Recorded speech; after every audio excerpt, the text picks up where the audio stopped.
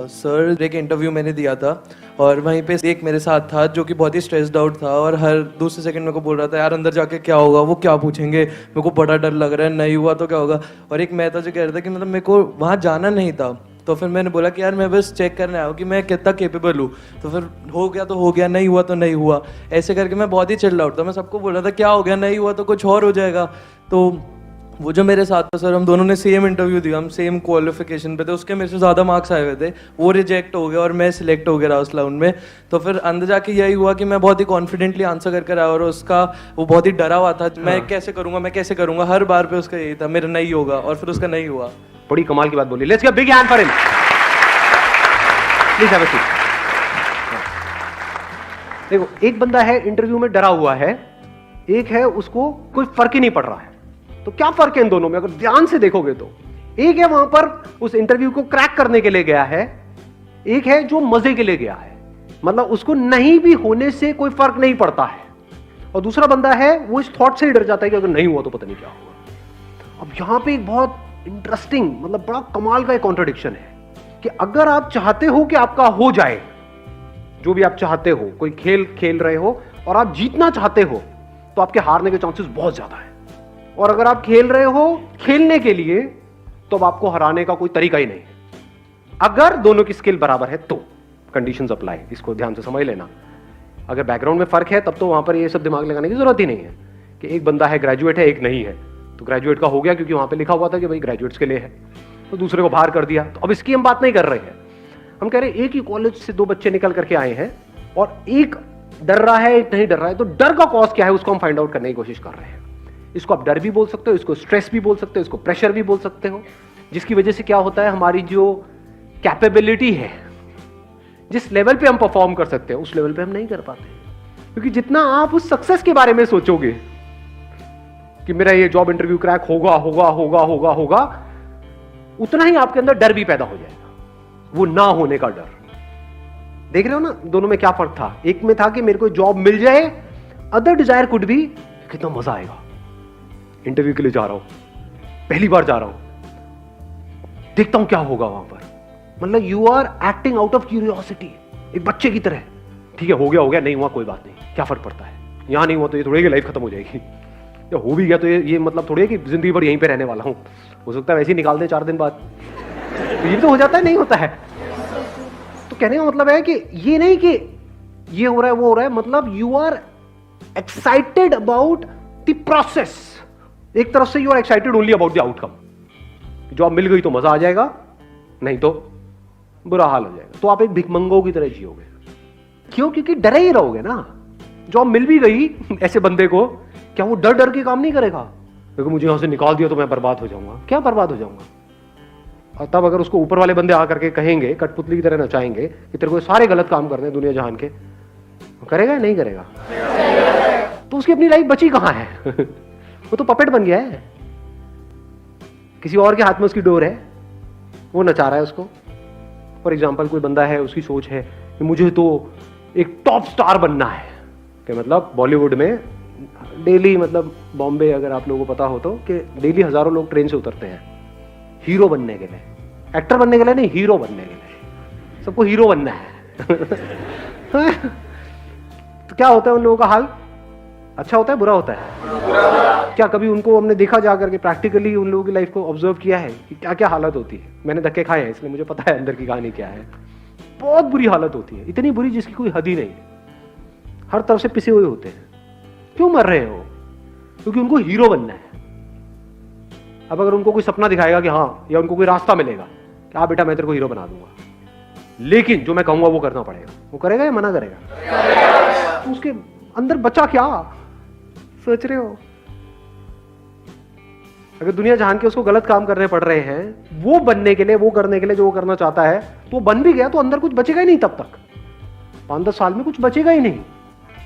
शक्ल देखोगे तो सब कुछ नकली होगा वहां पर, नकली हंसी, नकली सक्सेस, अंदर से सब खोखला, सब खाली। तो दूसरा तरीका क्या हो सकता है लाइफ को जीने का? अगर वो बंदा समझ पा रहा है तो वो क्या कहेगा? बाहर में क्या हीरो हीरोइन, इस सबसे क्या करूंगा? एक्टिंग में है मेरा इंटरेस्ट, मेरे को एक्टर बनना है। एक्टर कौन है? एक्टर के लिए क्या बड़ा क्या छोटा? समझ रहे हो? अगर कोई एक्टर है तो उसके लिए स्टेज बड़ा या छोटा नहीं होता है, हीरो के लिए बड़ा छोटा होता है कि ये छोटा स्टेज है, मैं यहाँ पे कैसे आऊंगा। समझ रहे हो? तो ये कुछ बेसिक सी चीजें हैं जो अगर इस लाइफ में इस टाइम पे अगर आपको समझ आ गई ना तो बड़ी कमाल की लाइफ हो सकती है। हाँ, आप बोलिए।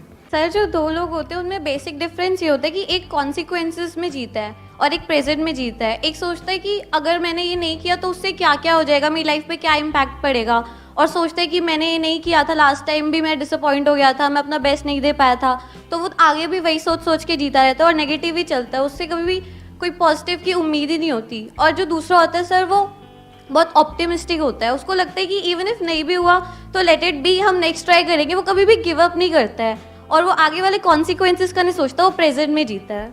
Excellent, let's get big hand for her. अब आपसे सिंपल सा क्वेश्चन है, प्रेजेंट में कैसे जीते हैं?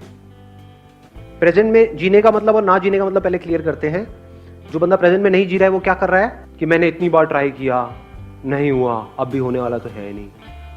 पिछली बार भी मैं गया था वहां पे, जाके नर्वस आ गया था, नर्वस को नर्वस आ, अच्छा लगता है बोल। हाँ, इस बार भी अगर ऐसा हो गया तो पता नहीं मेरा क्या होगा। तो वो पास्ट में जी रहा है या फिर फ्यूचर में। अगर नहीं हुआ हो तो पता नहीं घर जाके कितने जूते पड़ेंगे। घर वालों ने पूरा टीका भी करके भेजा इस बार तो। और कई बार ऐसा भी होता है वो टीके की वजह से जॉब नहीं मिलती है। भाई हमारी बलि चढ़ाने आया है तो क्या करने आया है? द पॉइंट इज कि एक बंदा है जो पास्ट में जी रहा है या फ्यूचर में जी रहा है।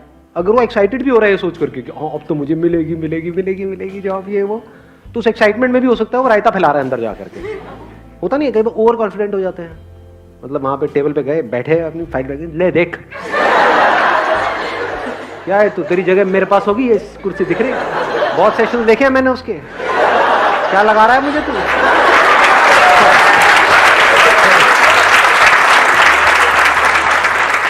ऐसे बंदों को मार पीट के बाहर फेंकते हैं। मतलब प्यार बोलेंगे नहीं, मार फेंक दिया जाएगा ऐसे बंदों। तो कहने का मतलब ओवर कॉन्फिडेंस भी प्रॉब्लम है, अंडर कॉन्फिडेंस भी प्रॉब्लम है।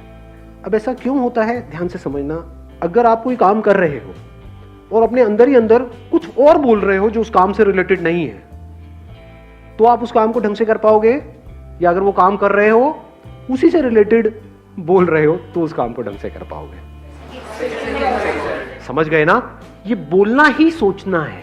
पहले इसको समझ लो अच्छे तरीके से। मैंने अपने कई सेशंस में बोला है, what is thinking, what is thought, ये लोगों को पता नहीं है, लेकिन बात करते हैं माइंड। What is mind?